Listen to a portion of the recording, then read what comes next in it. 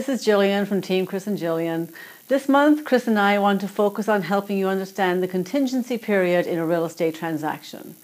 Now, when you enter into a contract to purchase a house, there's a whole lot of unknowns, and the contingency period, which I'm going to be covering, is actually the time frame which the buyers do their due diligence and investigations in order to feel comfortable with moving forward with the purchase. So let's take a look.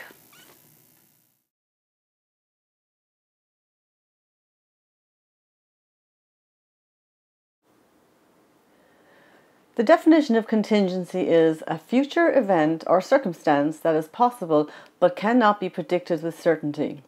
So let's take a look at how we predict a real estate contingency period to unfold. We start with day one. Offer is accepted and the first day of contingency period is started.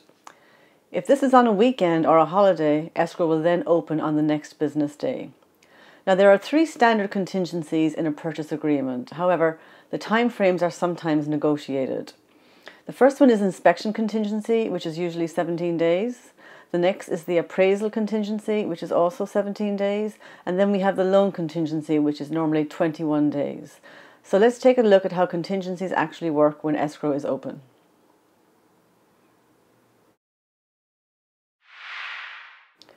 It's helpful if your realtor likes to get everything done on the front end of the transaction to cut down on stress for you. Now, once the offer is accepted, it's time to get the ball rolling. The buyer has 3 business days to deliver the earnest money deposit to escrow. We then make an appointment for a home inspection and other inspections the buyer may want to do. And then the lender orders the appraisal on the property.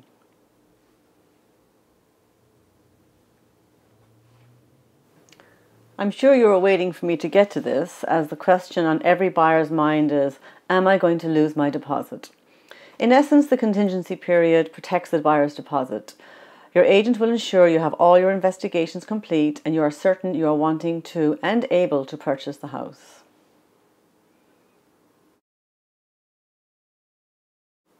The seller has 7 days to deliver the termite report and disclosures to the buyer for review. Once the buyer has inspection reports, title reports, and disclosures, the buyer now has everything they need to make a decision on the physical aspects of the house. Even though every house is actually sold as is, it is customary to go over the report with your agent to see the findings on the house. At this point, you have the opportunity to create a request for repair on the property, or you can ask for a credit from the seller to make some repairs yourself. At this point, the termite report is also addressed. It's always good if the seller agrees to complete the termite repairs as needed. Now, keep in mind, the seller does not have to agree to any of the buyer's requests. However, there are 3 mandatory conditions that have to be completed to code. The first is the water heater. It must be braced and strapped securely for earthquake proofing in California. The smoke detectors must be in place, and also the carbon monoxide detectors must be in place.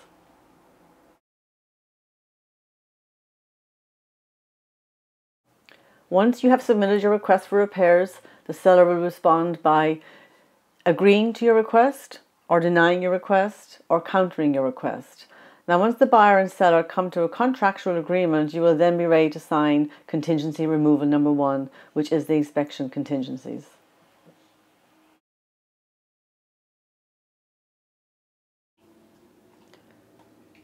At this point, we are at or close to day 17 of the contingency period. And as I mentioned, the inspection contingency number 1 can now be removed as the buyer has done due diligence and is satisfied with the inspection and repair negotiations. Both the buyer and seller sign the contingency removal. Most important, the buyer's deposit can still be refunded at this point if buyer cancels escrow.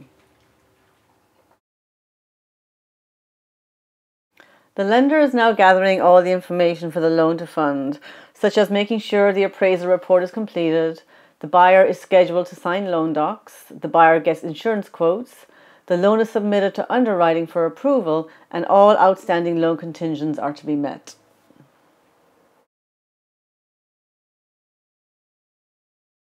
Keep in mind, on day 21, the loan contingency period has to be removed. Now, for this to happen, the buyer and seller have to sign contingency removal number 2. This is stating buyer removes all contingencies. Both buyer and seller sign removal of all contingencies. For this to happen, the realtor will ensure loan is accepted into underwriting, and ensure reports and inspections have all been addressed.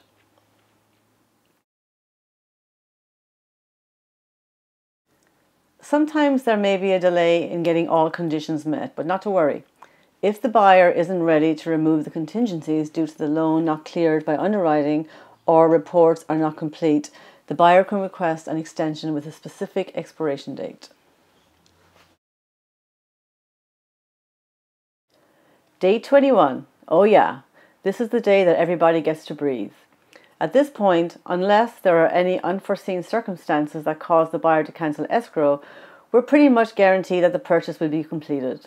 Now, if the buyer does cancel escrow after the contingency period has been signed off, at this point they will lose their deposit. But the majority of cases are standing clear to proceed to close of escrow, and the buyer and seller are confident that the sale is going to be complete and the packing begins.